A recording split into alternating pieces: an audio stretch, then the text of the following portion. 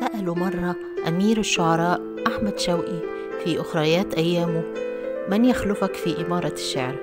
فأجاب: الشاعر عزيز أباظة، وذلك لتأثره الشديد بأسلوبه الشعري الكلاسيكي.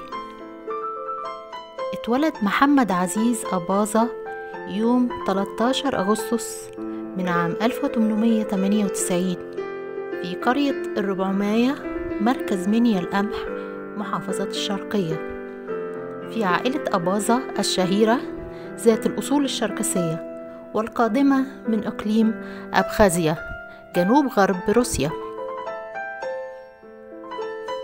تلقى تعليمه في فيكتوريا كوليدج بالإسكندرية، والتحق بعدها بمدرسة الحقوق، وتخرج منها عام 1923. وعقب تخرجه عين وكيلا للنائب العام، لينتقل بعدها إلى منصب مدير مديرية الفيوم، ثم القليوبية وأسيوط والبحيرة، وأخيرا عمل محافظا لبورسعيد. اختير عزيز أباظة عضوا بمجلس النواب، كما تم تعيينه عضوا بمجلس الشيوخ، وعين أيضا في مجمع اللغة العربية. حصل على جائزة الدولة التقديرية في عام 1963 في عهد الرئيس جمال عبد الناصر. وللشاعر عزيز أباظة عدة مسرحيات شعرية، منها على سبيل المثال قيس ولبنى، العباسة، شجرة الدر، غروب الأندلس، شهريار، وغيرها. ومن دواوينه الشعرية أوراق الخريف وأنات حائرة. تغنى الموسيقار محمد عبد الوهاب له بقصيدته الشهيرة همسة حائرة، التي يقول في مطلعها: يا منية النفس ما نفسي بناجية، وقد عصفت بها نأيا وهجرانا.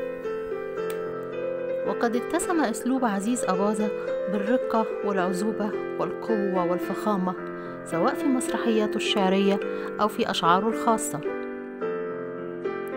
ولقد عاش عزيز أباظة حالة من الحزن الشديد والأسى نتيجة رحيل زوجته، من اضطره في النهاية للزواج من السيدة أمينة هانم صدقي، ابنة إسماعيل باشا صدقي رئيس وزراء مصر الأسبق.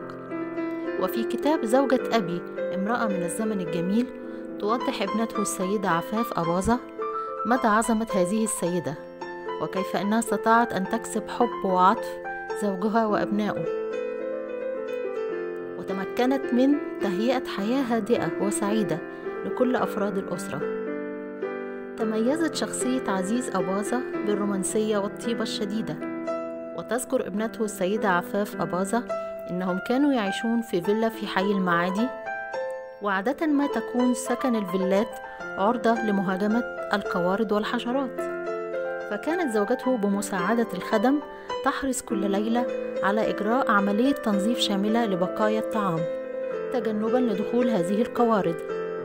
وبعد أن ينام جميع أفراد البيت، يستيقظ الشاعر عزيز أباظة ليضع الجبن والبسكويت للفئران.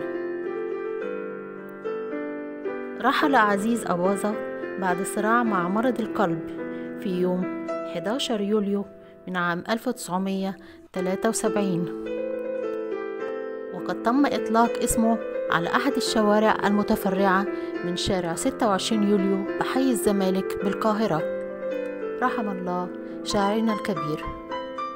رجاء لا تنسوا تفعيل الجرس كي يصلكم كل جديد. شكرا لكم.